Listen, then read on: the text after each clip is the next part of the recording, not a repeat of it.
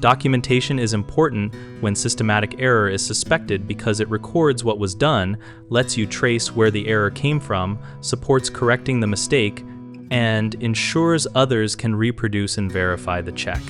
When a systematic error might be present, think of documentation like a clear map of every step you took in an experiment.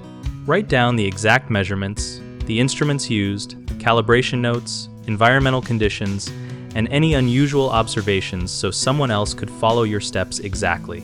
If an instrument is biased or a procedure consistently shifts results, those notes help you find that pattern and decide how to adjust. Good records also let you test corrections and confirm whether changes fix the problem rather than guessing. Clear documentation makes it easier to explain your findings and show that the result is reliable once the error is addressed. Students often assume a quick note or memory is enough, but sketchy records make tracing systematic error nearly impossible, so always record details immediately and precisely. Another mistake is blaming random chance without checking instrument calibration or procedure consistency, so always include calibration logs and step-by-step methods to find repeatable patterns.